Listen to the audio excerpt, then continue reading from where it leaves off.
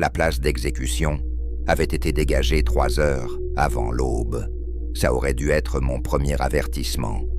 Je m'appelle Venance Corr, greffier de données de l'administratum, 7e échelon, sous-section 9, bureau du recensement, 23 années de service, aucun exploit, aucun incident, aucun intérêt. J'avais vu 17 exécutions publiques au cours de ma carrière. Elles suivaient toutes le même protocole. On annonçait la date 1 semaine à l'avance. On montait les échafauds, on dressait les bannières. Les marchands achetaient des permis pour vendre des pains frits et des pamphlets de dévotion. La ministerum envoyait un confesseur. Les arbitres encerclaient la foule. Tout était consigné, réglementé, prévisible. Un rituel, comme le reste de la vie impériale. Cette fois, non. L'annonce était tombée la veille au soir. Pas d'affiche, pas de procession, pas même une homélie. Juste une ligne sèche sur le canal Vox officiel. Exécution publique, place Secundus, présence recommandée. Et le lendemain, quand je traversais la place Secundus pour aller au transit, je vis qu'on l'avait déjà vidé. Pas d'échafaud, pas de bannière. Juste un simple poteau de bois, planté à la va-vite dans le permacrète, comme pour soutenir une baraque de fortune. J'aurais pu continuer mon chemin. J'avais des heures de retard cumulées sur mes quotas de vérification, des tableaux entiers de recensement à corriger. Mais quelque chose m'a retenu. La hâte, le manque de cérémonie. Ou peut-être, comme j'aime parfois le croire, le destin a décidé que c'était ce matin-là que ma vie serait brisée. La place pouvait contenir 10 000 personnes, serrées correctement. Ce matin-là, nous n'étions qu'environ 300. La lumière artificielle des niveaux supérieurs venait de s'allumer. Un blanc cru qui rendait tout le monde cadavérique. La brume de nos respirations se mêlait à la légère odeur de prométhium qui flottait toujours à cette heure-ci. J'ai pris ma place dans la foule. Ni trop en avant pour ne pas sembler avide, ni trop en arrière pour ne rien manquer. Un greffier observe. Nous sommes dressés à repérer les écarts, les petites fissures dans la routine. Et ce matin-là, tout était fissure. Les arbitres, déjà, n'étaient pas les nôtres. Armure carapace réglementaire. Oui, mais marquée de sceaux que je ne reconnaissais pas. Et ils nous tournaient le dos à nous. Comme si la vraie menace se trouvait dans la foule, pas au pied du poteau. Je notais cela machinalement. C'est ce réflexe qui allait me condamner. La condamnée arriva à 6 coups de cloche. Je le sais, parce que j'ai regardé mon chronomètre par habitude, comme on note une référence dans une case de formulaire. 2 gardes l'amenaient. C'était une femme d'une 40aine d'années, vêtue de la robe grise standard des scribes de l'administratum. Pas de capuche, pas de corde au cou, pas de sermon, pas de lecture des charges. On la plaqua simplement contre le poteau. On lui lia les poignets derrière le dos. Et c'est tout. Elle ne cria pas, ne supplia pas.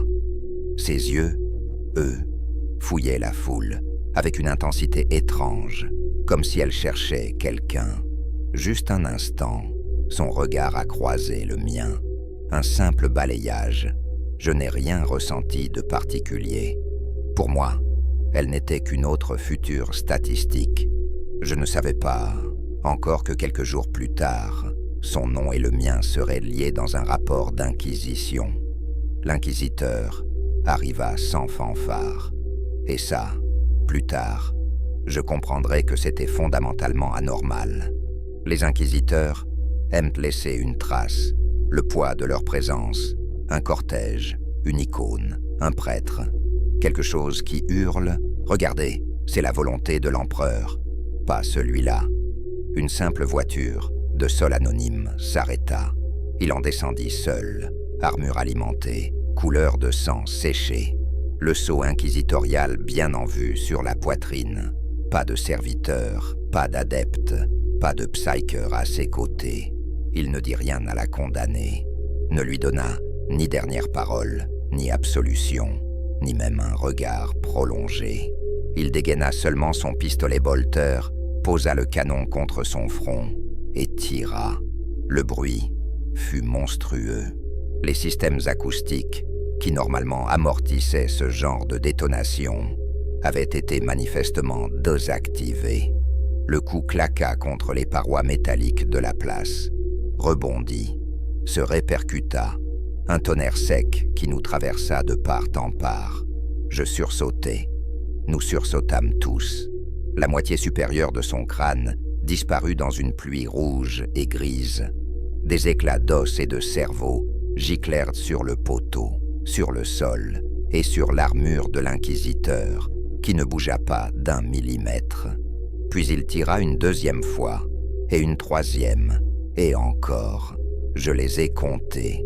Je ne voulais pas, mais mon cerveau le fit tout seul. 7 tirs, espacés à exactement 2-3 secondes. Je sentais presque mon pouce bouger sur un clavier invisible, tapant des chiffres dans une case de formulaire. À la fin, il ne restait plus grand-chose de sa tête, ni même de sa cage thoracique. Le poteau derrière elle était criblé de cratères. La place était muette, pas même un sanglot, juste le sifflement aigu dans nos oreilles. L'inquisiteur rengaina son arme, se tourna vers nous, et prit enfin la parole, sa voix amplifiée par le vox.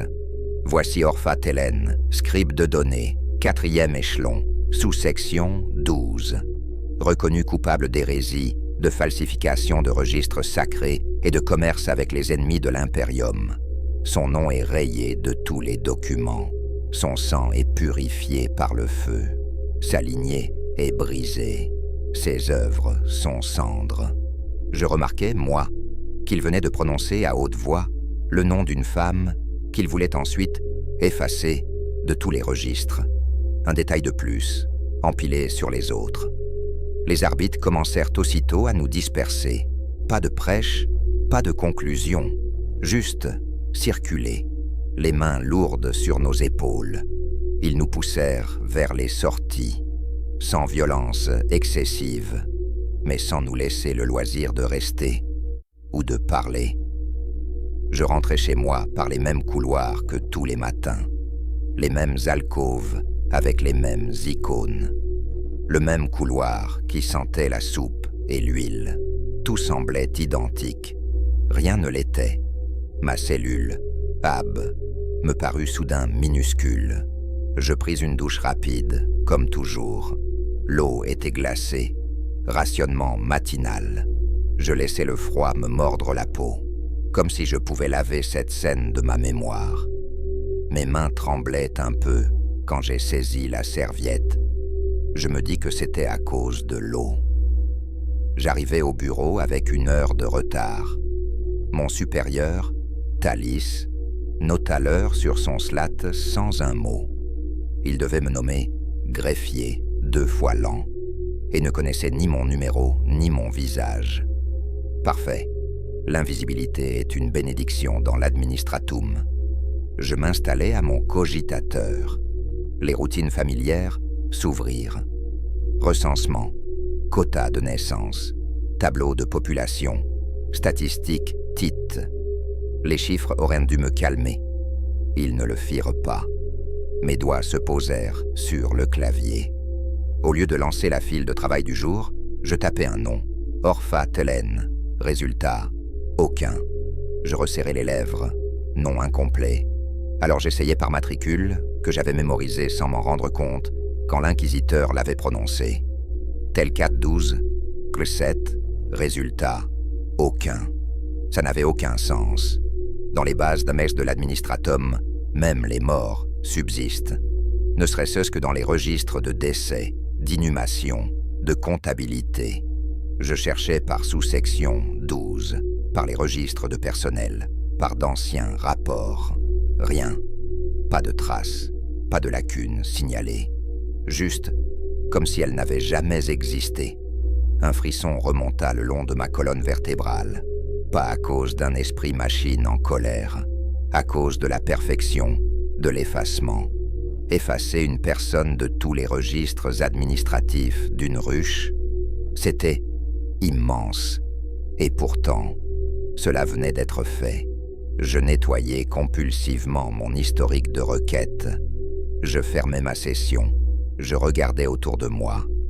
Rien d'anormal, juste des centaines d'autres greffiers, les yeux rivés sur leurs écrans, tapis dans des box identiques aux miens, à avaler des données jusqu'à la fin de leur jour. Je me forçais à reprendre le travail. Colonnes, chiffres, vérification. Tout ce que je savais faire. Mais une nouvelle donnée s'était ajoutée dans ma tête.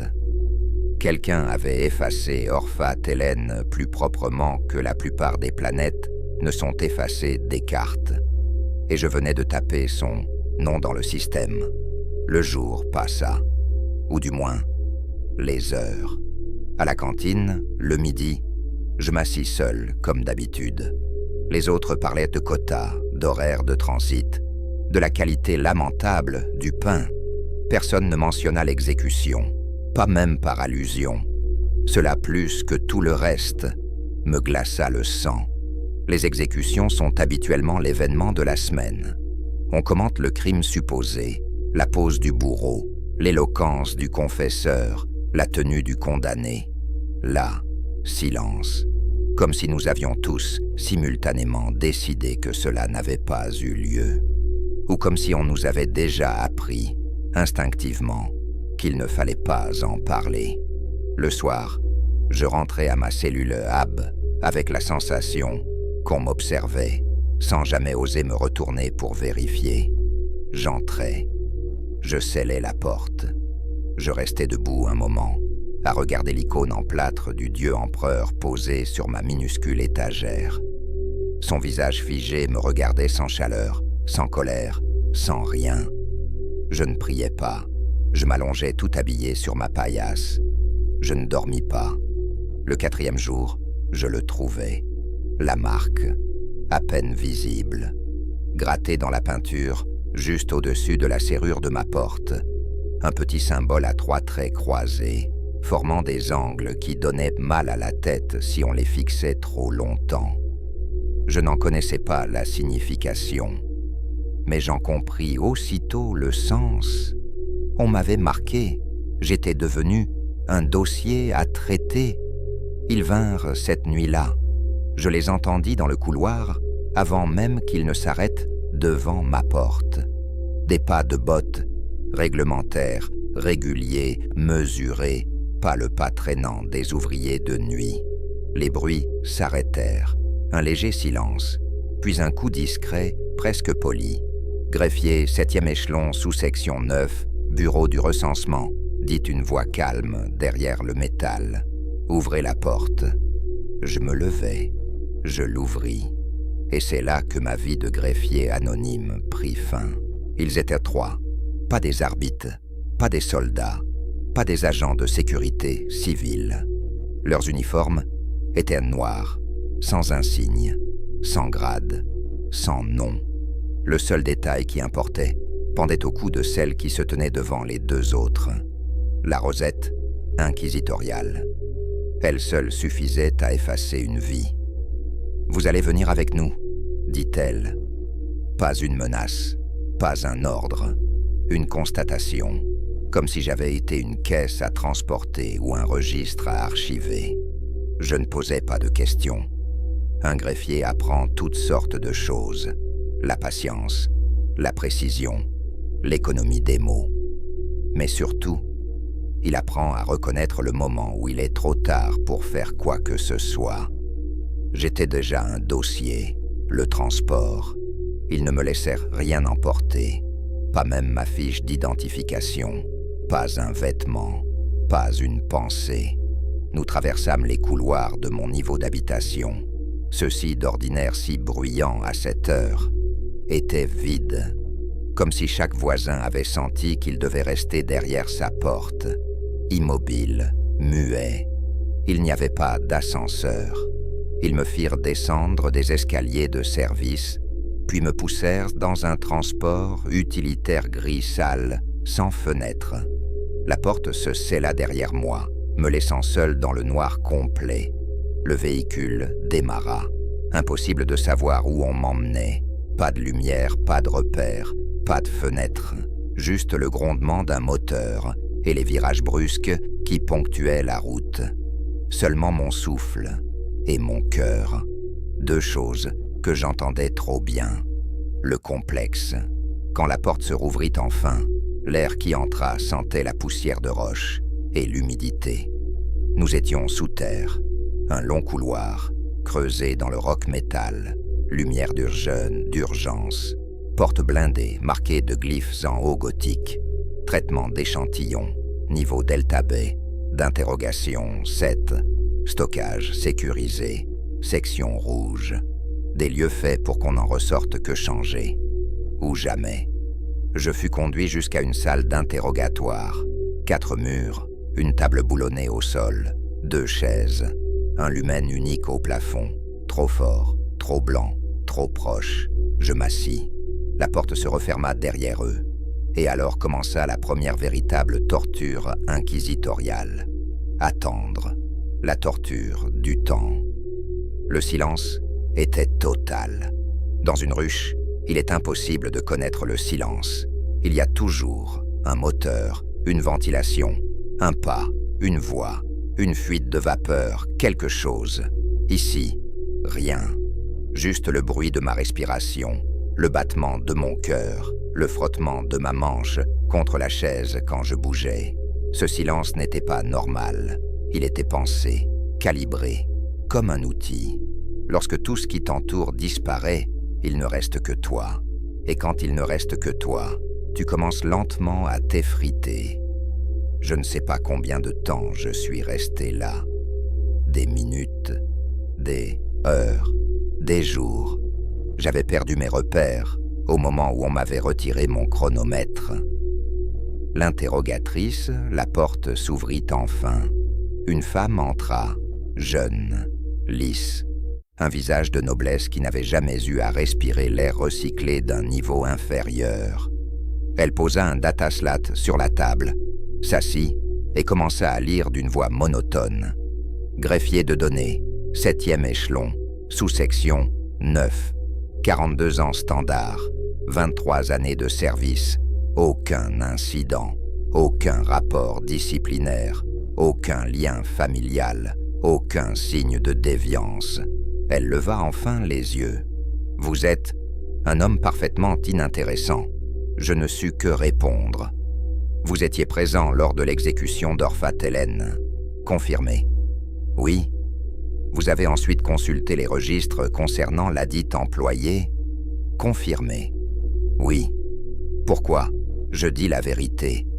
Parce qu'à ce stade-là, mentir aurait été comme offrir ma gorge à une tronçonneuse éviscérator. Par curiosité. Elle arqua un sourcil, avec une lassitude presque triste. La curiosité n'est pas une vertu dans l'administratum, c'est une infection, une maladie, une faiblesse. Elle se pencha légèrement. « Qu'avez-vous vu ce matin-là » Je décrivis tout. La hâte, l'absence de cérémonie, les 7 tirs espacés, exactement de 3 secondes. L'inquisiteur qui ne prenait même pas la peine d'essuyer le sang sur son armure. Elle me laissa parler sans m'interrompre. Puis, qu'avez-vous cru voir ? Mon cœur fit un bond.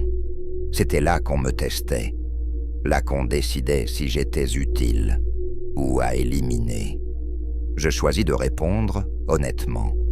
J'ai pensé que l'exécution n'était pas seulement une punition, qu'elle servait à détruire quelque chose dans sa tête, quelque chose qu'il fallait effacer complètement, et que les témoins civils servaient à valider l'élimination. Elle hocha la tête, note après note sur son slat, puis calmement. « Vous comprenez que vous êtes dangereux ? » « Je suis greffier, répondis-je. Je ne suis dangereux pour personne. Si, parce que vous voyez les motifs, parce que vous cherchez la logique, parce que vous ne savez pas laisser une anomalie tranquille. Elle se leva. Quelqu'un viendra poursuivre votre traitement. Essayez de vous reposer, autant que possible. La porte se referma derrière elle. Le deuxième interrogateur, le prochain, arriva après ce qui semblait être une éternité. Un homme, cette fois, plus âgé, le visage ravagé de cicatrices, des yeux qui semblaient brûler de l'intérieur. Il n'avait pas besoin de menacer, sa présence suffisait. Décrivez Orphat Hélène, je le fis. Encore, je répétais, plus de détails, encore, plus loin, encore, jusqu'à me souvenir de marques, d'ombres, de rides que je n'avais jamais consciemment remarquées. Puis il m'asséna. « Vous avez reconnu les motifs de l'exécution? Dites-les à voix haute. » Alors je parlais, de la hâte, de la non-annonce, du silence forcé, de la destruction totale du crâne, de la nécessité d'avoir une foule civile, de la peur d'une infiltration au sein même de l'Inquisition. Quand j'eus fini, il resta silencieux un long moment. Puis, « Vous êtes trop intelligent pour votre propre bien. » Encore cette phrase, encore ce verdict. Il posa les mains sur la table, se pencha. « 3 options, greffier. » Il montra un doigt. Première option, exécution.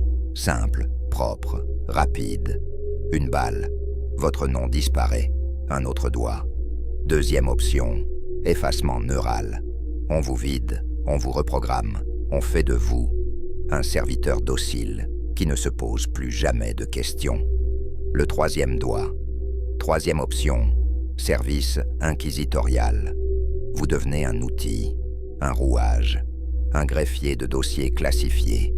Vous respirez encore, vous pensez encore, tant que cela nous est utile. Je fermais les yeux. La vérité était simple. Les 3 choix étaient déjà des condamnations. Seul l'un d'eux me laissait conscient. « J'accepte la 3e option », murmurai-je. Évidemment, il eut un sourire sans joie. « Vous êtes né pour être malheureux dans un bureau. Vous mourrez probablement de la même manière.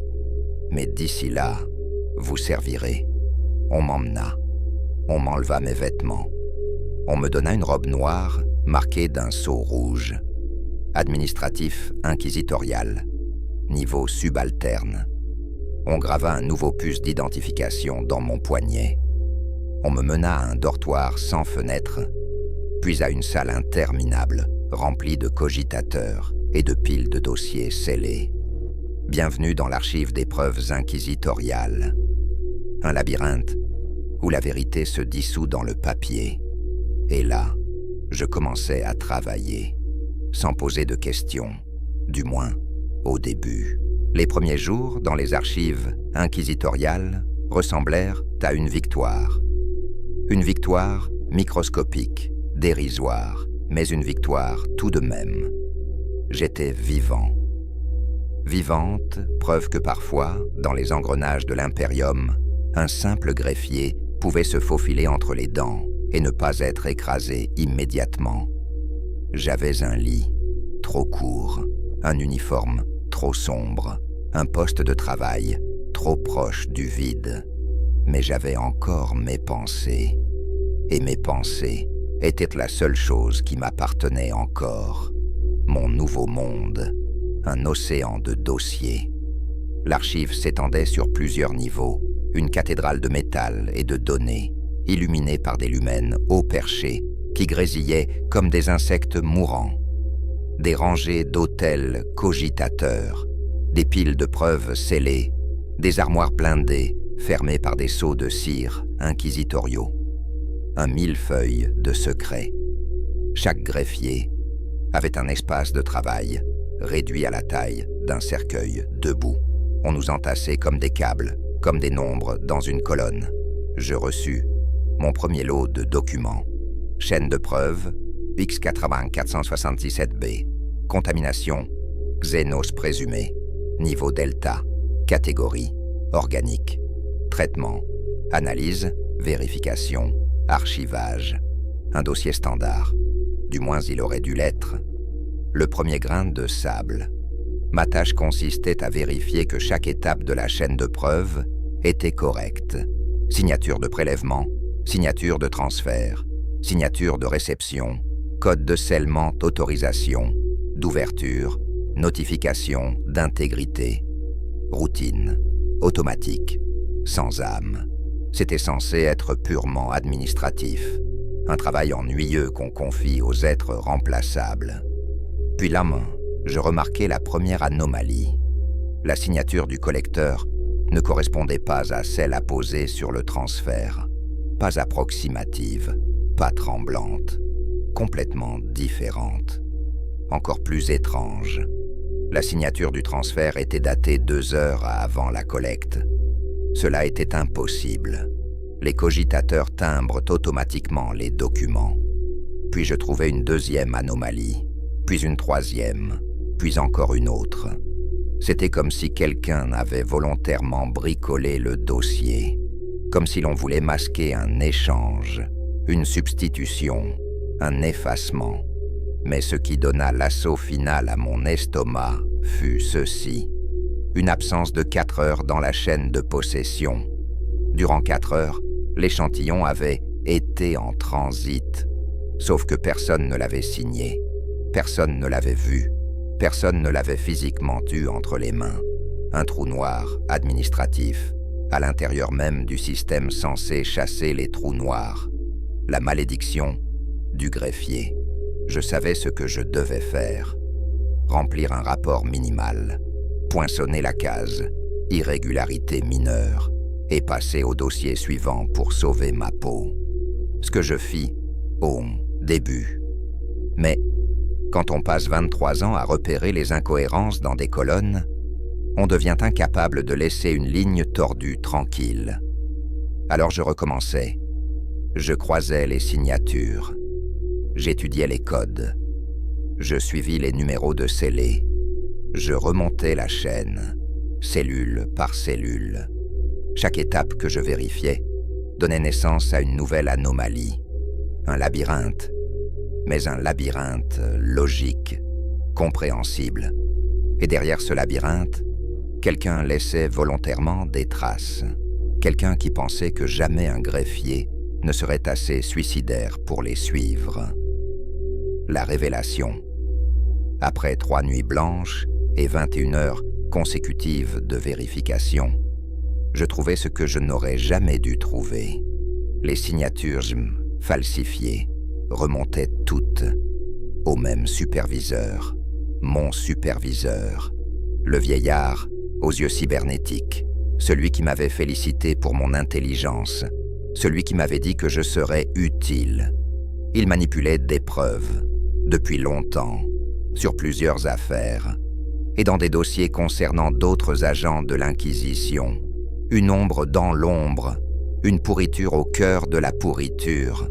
Je sentis mes mains trembler sur le cogitateur, car si j'étais capable de remonter la piste, il le savait. Il voulait que quelqu'un le remarque, soit pour recruter, soit pour éliminer. Et maintenant, ce quelqu'un, c'était moi. La décision, je m'arrêtais. Pour la première fois de ma vie, je fis quelque chose qui n'avait rien à voir avec un protocole. Je préparais un rapport complet, pas un résumé, pas une annotation, pas un signalement. Un rapport qui exposait la corruption en détail, avec preuves, avec calcul, avec logique. Puis je l'envoyai, officiellement, et j'attendis, car j'avais parfaitement conscience que j'avais signé là ma promotion ou ma condamnation. Le rapport partit à 08 au 14h22, heure de l'archive Centralis. Je me rappelle l'horodatage avec une précision maladive. Comme on se souvient d'un moment où l'on signe, sans le savoir, son propre arrêt de mort. Une fois validé par le cogitateur, le document était scellé, chiffré, indexé. Je ne pouvais plus l'arrêter. Il avait quitté mes mains et glissait désormais dans les artères de la machine inquisitoriale. Et je sentis immédiatement que quelque chose venait de changer. Ce n'était pas un bruit, pas un mouvement, pas un signal sonore ou visuel. C'était l'air lui-même, comme si les murs avaient retenu leur souffle. Le silence qui observe les autres clercs autour de moi, s'il est possible d'appeler ainsi des silhouettes voûtées, des ombres serrées entre les cogitateurs, continuèrent à travailler. Mais je savais que certains fixaient leurs écrans sans rien lire, écoutant ma respiration, attendant la suite. J'avais été assez longtemps dans l'administratum pour reconnaître le moment exact où l'on cesse d'être un rouage et où l'on devient un dossier. Les premiers signes.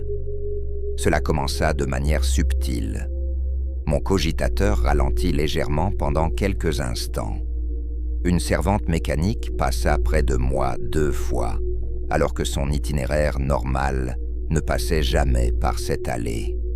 Une icône rouge que je n'avais jamais vue auparavant clignota une fraction de seconde dans le coin de mon interface, puis plus rien, une accalmie avant la vague. L'appel, à 10:03, la voix synthétique de l'intercom s'abattit sur la salle. Clerc, division administrative 7, poste 19B. Vous êtes requis en salle d'entretien. 3. J'entendis quelques autres respirations s'arrêter en même temps que la mienne. La salle d'entretien 3 n'était pas utilisée pour les audits ordinaires, ni pour les contrôles de routine. C'était une salle réservée aux individus dont il fallait déterminer s'ils restaient utiles ou s'ils passaient à un autre statut. Je me levai, mes genoux craquèrent. Je sentis le regard artificiel de mon superviseur se poser sur moi depuis son estrade, en hauteur. Mais il ne dit rien. Il n'en avait pas besoin. Le couloir des pas mesurés. Le clerc de sécurité assigné à ma convocation arriva sans un mot. Un homme maigre, presque transparent, avec ses yeux de bureaucrate qu'on implante dans les réserves de personnel trop docile pour être dangereux, mais trop méticuleux pour être inutile. Il ne m'escorta pas. Il me traça un chemin. J'avais déjà parcouru ces couloirs, mais jamais avec cette sensation, la sensation d'être dans un intestin mécanique, poussé lentement vers l'estomac, où l'on digère les anomalies. La salle d'entretien. 3. La porte coulissa avec le même souffle pneumatique que lors de ma première arrestation. À l'intérieur, une table de chaises, un lumen agressif et un homme que je n'avais jamais vu auparavant. Il portait la rosette inquisitoriale, mais pas en pendentif. Elle était enchâssée directement dans son plastron, comme si elle y poussait naturellement, telle une excroissance sacrée. Son visage semblait sculpté plutôt que né, sans âge, sans fatigue, sans indulgence. Il me fit signe de m'asseoir. Je m'exécutais, le regard qui dissèque. Il posa un dataslat sur la table. Sans un mot, il l'activa. Mon rapport apparut à l'écran. Il fit défiler les pages lentement, sans expression. Chaque mouvement de sa main me donnait l'impression qu'il découpait méthodiquement mon rôle dans l'univers. Enfin, vous avez trouvé plus que ce que nous attendions. La phrase était un compliment, mais son ton était une menace. Je ne répondis pas. Vous comprenez ce que vous avez mis au jour? Une falsification de preuves, un réseau de signatures contrefaites, des témoins déplacés ou éliminés. Il leva une main. Non, vous avez mis au jour quelqu'un qui sait comment masquer ces falsifications dans nos systèmes. Quelqu'un qui existe en dessous de notre système de surveillance. C'est cela qui est inquiétant, pas les falsifications elles-mêmes. Un frisson me parcourut, parce que je compris une chose. Ce que j'avais découvert n'était que la surface d'un plan plus vaste. Un plan qui impliquait l'Inquisition elle-même. Le verdict préliminaire. Il glissa le slat vers moi. Votre rapport a été jugé remarquable. Il démontre 3 choses. Il leva un doigt. Premièrement, vous êtes intelligent, ce qui est rare dans votre caste. Un deuxième doigt. Deuxièmement, vous êtes minutieux, ce qui est utile. Un troisièmement, vous êtes incapable de laisser un mystère tranquille, ce qui fait de vous une arme ou une menace. Il se pencha en avant. Dans l'Inquisition, il n'existe aucune séparation stable entre ces deux catégories. Son regard ne me quitta pas. Alors dites-moi, clerc, pensez-vous avoir tout découvert? Ou pensez-vous que d'autres motifs, d'autres couches, d'autres anomalies vous attendent encore? Je compris. Il ne voulait pas une réponse. Il voulait mesurer mon appétit pour l'horreur, pour la vérité, pour l'autodestruction. Je répondis honnêtement, je pense que je n'ai découvert que le bord du gouffre, et que quelque chose au fond me regarde déjà. Un léger sourire étira la commissure de ses lèvres. Pas un sourire humain, un sourire évaluatif. Très bien. Il se leva. Votre test est réussi. Et maintenant, commence le travail véritable. La porte s'ouvrit. 2 agents entrèrent. Je m'attendais à être arrêté, ou exécuté, ou emmené dans une salle qui n'avait pas de numéro. Au lieu de cela, on me remit un seau rouge, un niveau de clairance que je n'aurais jamais dû approcher. Et l'homme conclut, « Bienvenue dans le cercle intérieur des archives inquisitoriales, clerc. Ici, la vérité ne sauve jamais. Elle ne fait que choisir qui elle dévore en dernier. On pourrait croire qu'obtenir un sceau rouge inquisitorial ouvrirait des portes. Non, il enferme davantage. Les portes qui s'ouvrent ne sont pas celles menant à des privilèges, ni à une promotion, ni à une vie plus confortable. Elles tolmentent vers l'intérieur, là où tout est plus sombre, plus dense, plus réel. Le niveau rouge.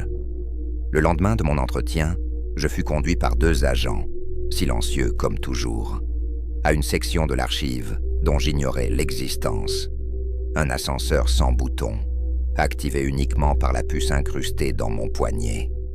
Une plateforme qui descendit si profondément que la pression atmosphérique me fit craquer les oreilles. Quand les portes s'ouvrirent, je compris que je n'étais plus dans une zone administrative. Le couloir était entièrement en céramite, tapissé de sceaux de pureté, avec des chapelles miniatures creusées dans les murs. Des cierges brûlaient sous la surveillance de petites statues de saints guerriers, leurs visages figés dans des expressions de douleur triomphantes. L'air lui-même était différent. Il sentait l'encens, et quelque chose d'autre, quelque chose de chaud, de métallique, du sang ancien, les dossiers classés « Vérité interdite ». On me mena à une salle identique à la précédente, mais sur la table m'attendaient 3 boîtes scellées. Chacune portait un symbole que je n'avais vu que dans les textes anciens.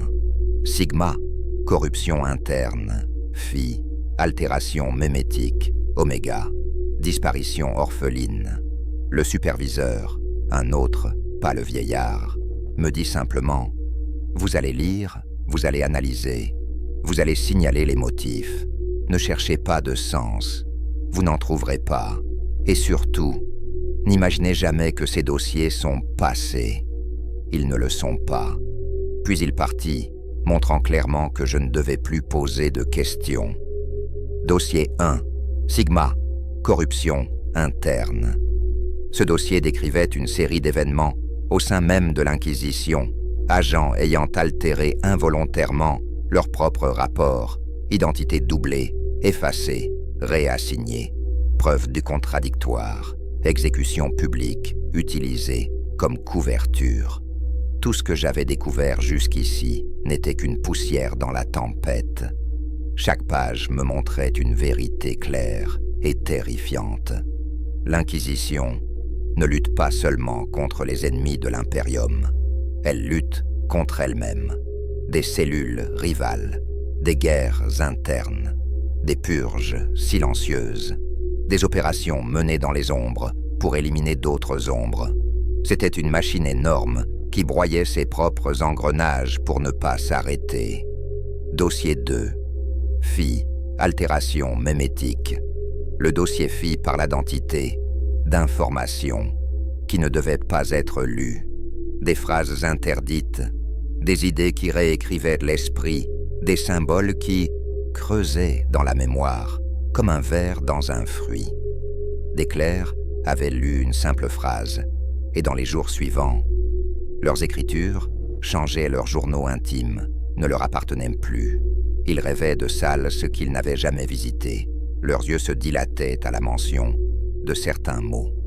L'un des rapports décrivait ceci. Le clerc 98D a commencé à écrire un caractère en boucle, sans jamais s'arrêter. Le caractère n'existe dans aucun alphabet impérial connu. Après 121 heures, il a essayé de graver le symbole sur ses paupières. Je refermai le dossier avec des mains tremblantes. Ce n'était pas une métaphore, c'était un avertissement. Dossier 3. Oméga. Disparition orpheline. Et enfin, le dossier qui allait briser tout espoir de retour en arrière. Il documentait toutes les disparitions inexplicables survenues après des exécutions publiques. J'y reconnus des noms, des visages, des lieux. Puis je tombais sur un enregistrement audio d'un agent enquêtant sur une disparition. La voix parlait bas, nerveusement. Les témoins ne sont pas effacés pour ce qu'ils ont vu. Ils sont effacés parce qu'ils ont été vus. L'exécution n'est pas la fin. C'est l'algorithme de sélection. Un algorithme, un tri, un processus. Et je compris soudain pourquoi l'inquisiteur m'avait repéré dans la foule. Pourquoi j'avais été marqué. Pourquoi on m'avait laissé vivre assez longtemps pour me pousser plus loin. Je n'étais pas puni. J'étais recruté. La visite, inattendue. Je refermais le dernier dossier, encore sous le choc, quand la porte coulissa dans mon dos. Je crus que j'allais recevoir un ordre, ou un autre dossier, ou une autre menace. Mais non. C'était mon ancien superviseur, le vieillard. Ses yeux cybernétiques brillaient d'une lumière presque humaine.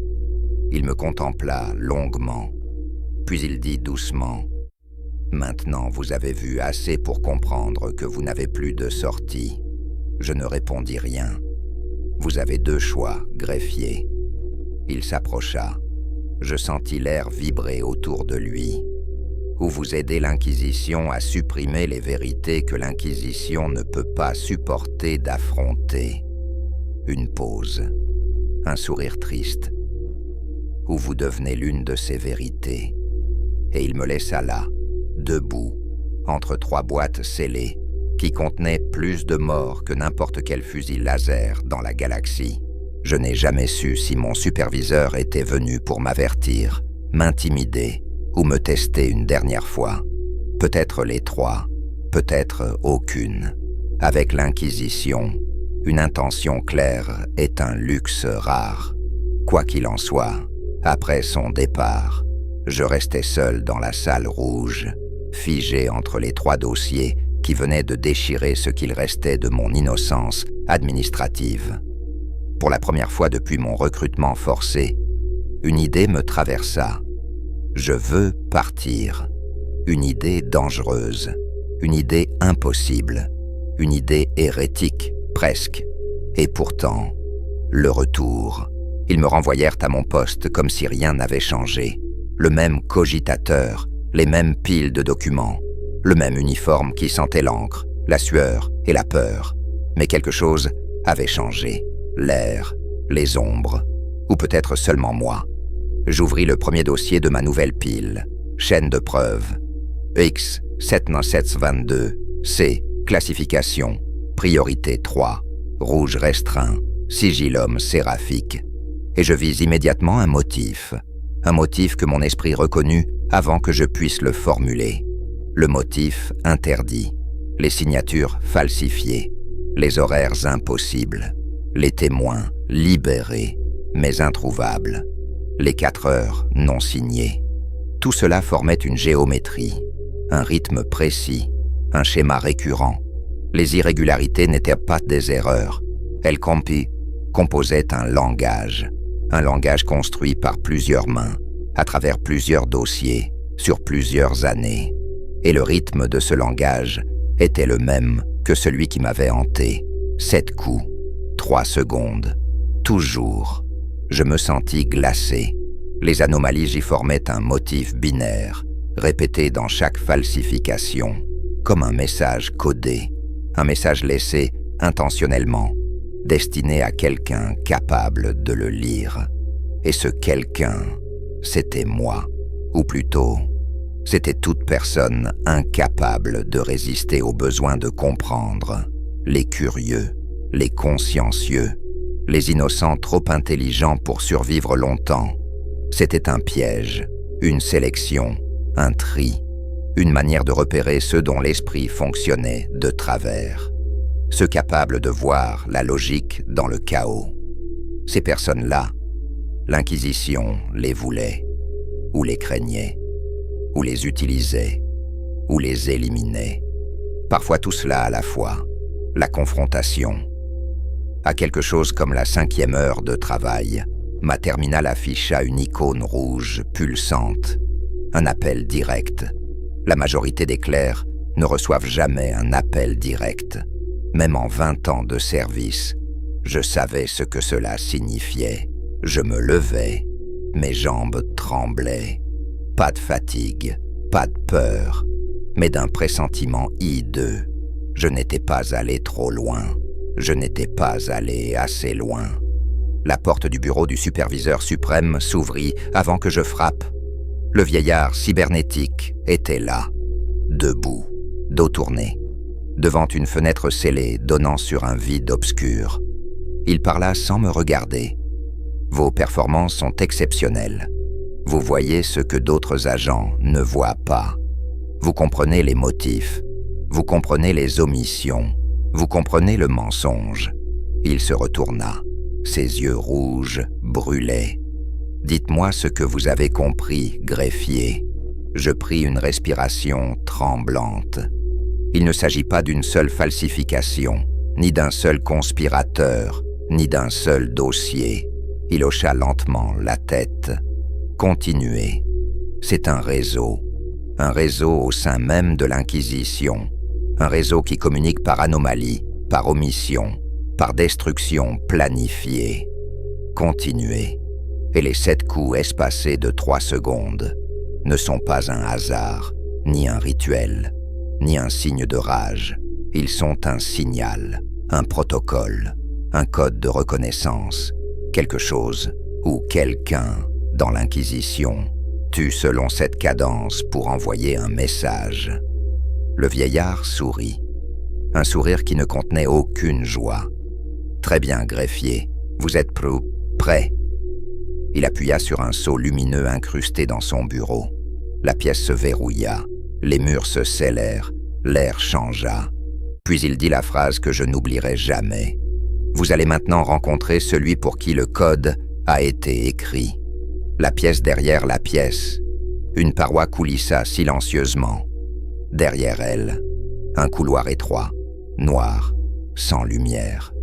Le superviseur me fit signe d'avancer. Je sentis son regard dans mon dos, alors que je pénétrais dans l'obscurité. Le couloir descendit. Longtemps, beaucoup trop longtemps pour être rationnel. Puis une porte apparut, massive, forgée d'un métal si ancien qu'il semblait fossilisé. Elle s'ouvrit sans bruit, et à l'intérieur, je vis l'inquisiteur, celui de l'exécution, celui qui avait tiré, celui qui m'avait regardé. Il était assis, calme, comme s'il m'attendait depuis toujours. Devant lui, sur la table, se trouvait mon rapport, pas celui d'hier, le dernier, celui où j'avais suivi le motif jusqu'à son origine. Sans un mot, il tapota la table. Je m'assis. Son regard se planta dans le mien, et il dit enfin « Greffier, vous avez compris la forme. Maintenant, je vais vous montrer la fonction. » Il posa un pistolet bolter sur la table. Le même, je reconnus les impacts séchés. Puis il dit, calmement, « Chaque fois que je tire 7 coups, c'est un rappel qu'il y a des vérités qu'on ne laisse jamais dormir. Et maintenant que vous les voyez, vous ne dormirez plus jamais non plus. Un silence horrible s'étendit entre nous. Puis la phrase finale, simple et implacable. Bienvenue dans la division des effacés. Votre travail commence maintenant. La porte derrière moi se referma. Je fus scellé dans le noir, dans une fonction dont on ne revenait jamais. Et c'est là que finit mon ancienne vie et que commence la suivante.